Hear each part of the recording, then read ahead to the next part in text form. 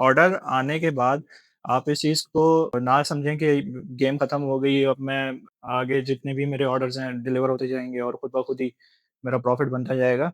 Delivery ratio आप ये ना समझें कि आपने कैंपेन चला दी, उसके बाद आप कस्टमर सपोर्ट वगैरह और एफिशिएंसी दिखा के आप उसको अचीव कर सकते हैं। डिलीवरी रेशियो आपका उसी वक़्त डिसाइड हो जाता है जब आप प्रोडक्ट सेलेक्ट करते हैं। आपने खुद भी एक्सपीरियंस किया है, एक प्रोडक्ट पे आपको रिज़ल्ट कुछ और मिला है। इवन जो हमारे ट्रेनर हैं आमिर साहब, उनका भी अगर आप चेक करें, वो भी 3 से 4 अलग-अलग प्रोडक्ट्स के ऊपर उन्होंने काम किया, उनको अलग-अलग हर प्रोडक्ट के ऊपर अलग-अलग डिलीवरी रेशियो मिला है। जो सबसे बड़ी मिस्टेक आप लोग करते हैं प्रोडक्ट सेलेक्ट करते हुए, सही से आप एनालिसिस उसका नहीं करते हैं, रिसर्च उसके ऊपर सही से नहीं करते हैं कि आगे ये प्रोडक्ट कोई प्रॉब्लम सॉल्व कर भी रहा है कि नहीं कर रहा। सेकंड, उससे उसकी ऑडियंस किस तरह की अट्रैक्ट होगी, लो क्वालिटी ऑडियंस आ रही है या हाई क्वालिटी पॉश एरियाज़ के ऑर्डर्स आ रहे हैं। ये आपको पहले से डिटरमाइन करना होता है, पहले से इस चीज़ को जज करना होता है। ऑर्डर आने के बाद आप इस चीज़ को ना समझें कि गेम खत्म हो गई, अब मैं आगे जितने भी मेरे ऑर्डर्स हैं डिलीवर होते जाएँगे और खुद ब खुद ही मेरा प्रॉफ़िट बनता जाएगा।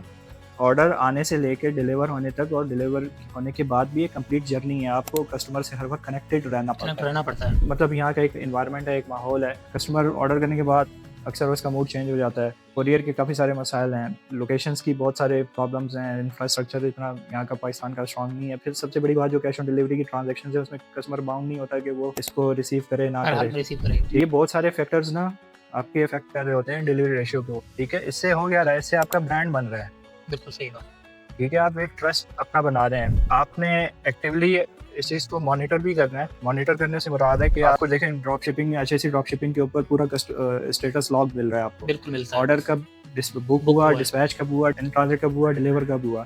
आपको इसके साथ-साथ इन ट्रांजिट की रिपोर्ट भी मिल रही है, आपको उसके साथ-साथ आरसीपी का फीचर भी मिल रहा है। अब इन सब फीचर्स को इस्तेमाल करते हुए आपने टाइमली, अगर किसी ऑर्डर में मसला है भी, तो टाइमली आपने रिपोर्ट करना है। उसकी ऐसा नहीं है कि एक ऑर्डर यहाँ से गया, उसकी 3 दफ़ा अटेम्प्ट हो गई, उसके बाद आपको याद आ रहा है कि अब मैं इसका टिकट लॉन्च करूँ। फर्स्ट वो आपको डिलीवरी गया, वहाँ पे वो डिलीवर नहीं हुआ किसी भी वजह से, आपको उसी वक़्त कस्टमर से भी राब्ता करना है, मालूमात लेनी है आपने, उसी वक़्त कोरियर से भी उसकी भी रीज़न जाननी है कि क्या कोरियर की तरफ से क्या रीज़न आया है। दोनों को फिर आपने उस हिसाब से आगे उसका रेज़ोल्यूशन निकालना है। क्या आपने इस चीज़ को समझा? सबसे पहला स्टेप आपका प्रोडक्ट इटसेल्फ है कि प्रोडक्ट आपने अच्छी सेलेक्ट करनी है। अच्छी सेलेक्ट करनी है, बिल्कुल। सही है? फिर उसके बाद की सारी चीज़ें हैं, आपने एड्रेसेस वगैरह कंफर्म करना और कस्टमर सपोर्ट, उसको एक्टिवली स्टेटस अपडेट्स देना, और ये सारे मामलात बाद के आते हैं।